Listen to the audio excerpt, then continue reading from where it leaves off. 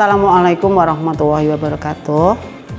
Salam sehat untuk anak-anak semua. Kelas 12 IPA 1 sampai dengan 12 IPS 5. Untuk materi pada pagi hari ini, kita masuk kepada jarak titik ke bidang. Karena kemarin sudah kita bahas jarak antara titik ke garis. Sekarang kita masuk jarak titik ke bidang, gitu ya. Tolong diperhatikan betul bahwa untuk menentukan antara titik ke bidang itu ada konsep yang harus kamu ingat-ingat bahwa titik terhadap bidang itu harus tegak lurus. Jadi titik terhadap bidang itu harus saling tegak lurus.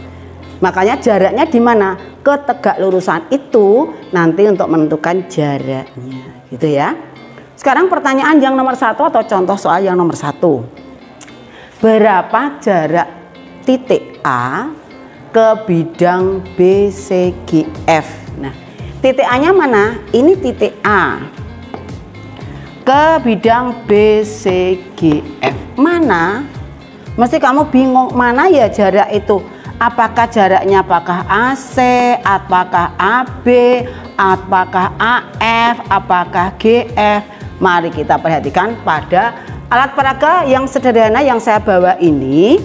Alat peraga ini adalah dulu tugas untuk anak-anak kelas 12. Nah, perhatikan di sini bahwa jarak titik A ke bidang B, C, G, F ini bidangnya, ya. Yang saya kasih kertas karton ini bidangnya. Jarak titik A ke bidang B, C, G, F adalah AB. Kenapa AB? Karena garis AB tegak lurus pada bidang B, C, G, F. Gitu ya. Berapa jaraknya kalau begitu? Ini andaikan saya tulis bahwa jarak AB adalah 12 cm. Karena ini kubus berarti sama, yaitu jarak AB, BC dan BF adalah 12 cm. Berapakah jaraknya antara bidang A, titik A ke bidang BCGF adalah AB. Maka jawabannya berapa? 12 cm. Kita jawab di sini. Berapa jarak bidang titik A ke bidang BCGF adalah jarak A ke bidang BCGF adalah 12 cm diwakili aduh salah nulisnya, diwakili ya, diwakili garis AB, gitu ya. Udah, jadi jaraknya berapa? 12 cm. Kita lanjutkan untuk contoh soal nomor 2. Ini berapakah jarak titik A ke bidang BDHF atau ABDFH boleh, atau BDHF boleh, tapi bagusnya BDHF gitu ya. Berapakah jaraknya? Nah, di sini kamu lihat Bukis bawa alat peraga ini. Berapakah jarak titik A ke bidang BDHF? Mana BDHF? Ini bidang BDHF. Kalau kamu lihat begini kayak bentuknya kayak belah ketupat ya. Tapi kalau kamu lihat begini ternyata dia berbentuk persegi panjang. Berapa jaraknya? Awas pada persyaratannya titik ke bidang harus saling tegak lurus. Maka jaraknya adalah ini. A kita tarik lurus. Nah, ini jarak antara titik A ke bidang BDHF. Apakah bisa begini? Tidak bisa. Apakah lurus begini Bu? Juga nggak bisa. Jadi karena harus tegak lurus, maka jarak titik A ke bidang BDHF adalah AO. Kalau ini saya tulis di sini, saya tarik garis diagonal sisinya AO. Berapakah diagonal sisi AO? Kalau diagonal sisi AO berarti AC sama dengan 12 akar 2, gitu ya. AC 12 akar 2, maka AO-nya adalah AO sama dengan setengah kali AC. Berapa AC-nya? AC-nya adalah 12 akar 2. 12 akar 2 dikalikan setengah adalah 6 akar 2. Nah, begitu. Berarti jarak antara atau jarak titik A ke bidang BDHF adalah AO. AO sama dengan setengah AC. Begitu ya. Semoga paham. Kita lanjutkan untuk contoh soal nomor 3. Nomor 3 ya. Berapakah jarak titik A ke bidang BDE? Ini bidangnya BDE. Saya arsir biar jelas. Nih, bidang BDE-nya. Berapakah jaraknya titik A ke bidang BDE? Ini kamu tarik garis AC. Tarik garis AC, kasih nama O. Setelah itu kita minta bantuan lagi, titik E kita tarik ke O. Kita tarik ke O, setelah itu baru tegak lurusnya.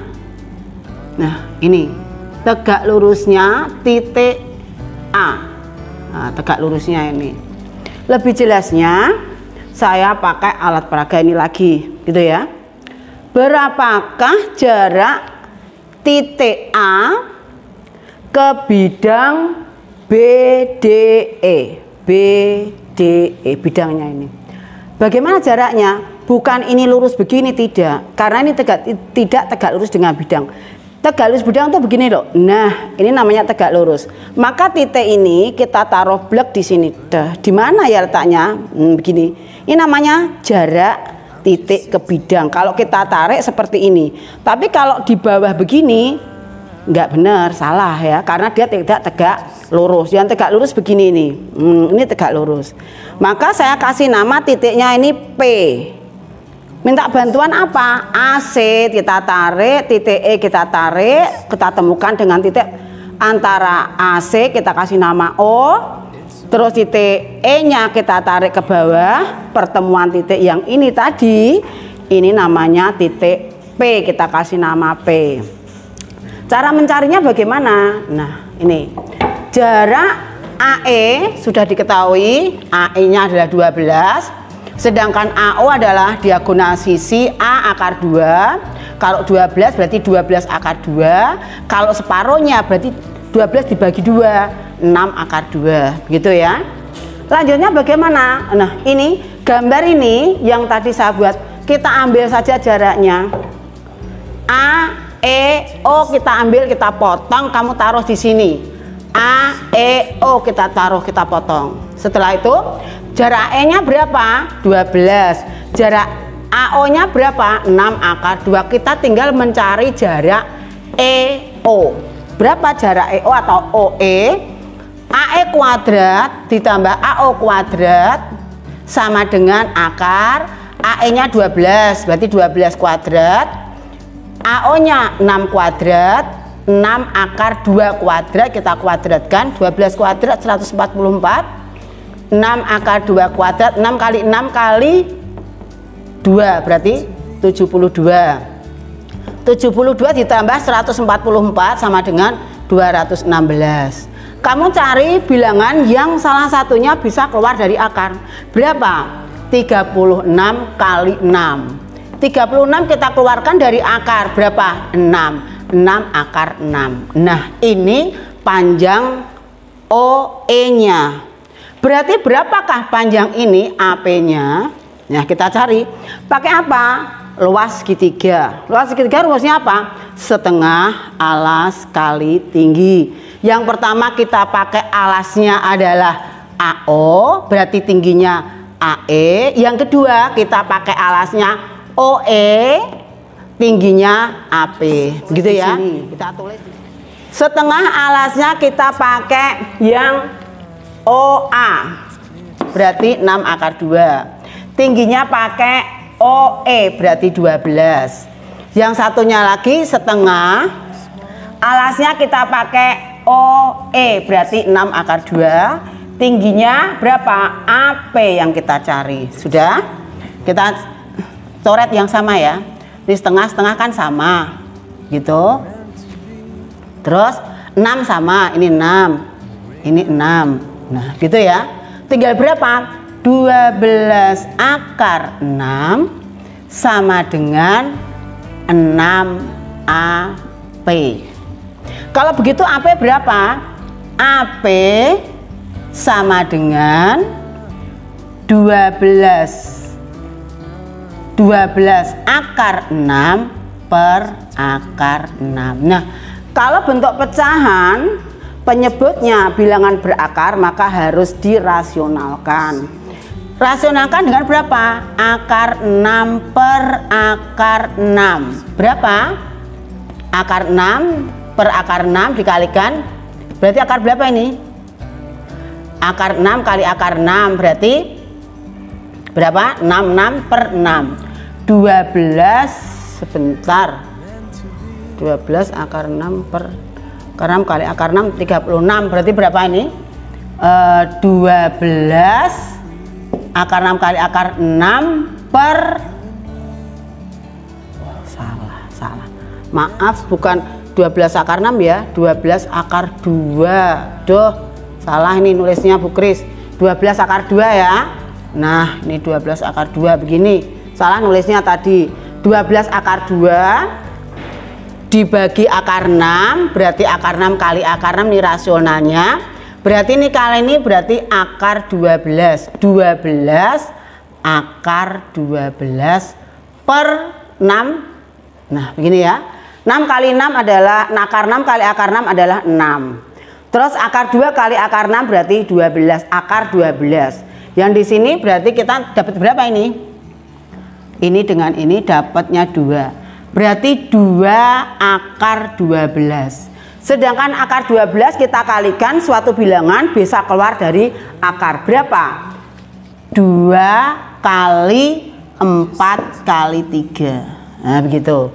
4-nya keluar berarti 2 kali 2 kali akar 3. Berarti 4 akar 3. Kalau begitu panjang AP sama dengan 4 akar 3 ya. Oke, begitu ya. Dari contoh 1, contoh 2, contoh 3 dan contoh 4 kalian bisa mengerjakan pada uji kompetensi 4 halaman 15, 16, 17 nomor 1 sampai 10 kamu kerjakan di kertas folio, dikumpulkan di rumah Bu Kris setelah pelajaran ini usai. Begitu ya. Dari saya sudah cukup untuk pembelajaran titik ke bidang. Saya akan cukup sekian. Assalamualaikum warahmatullahi wabarakatuh. Sometimes you need to go and take a step back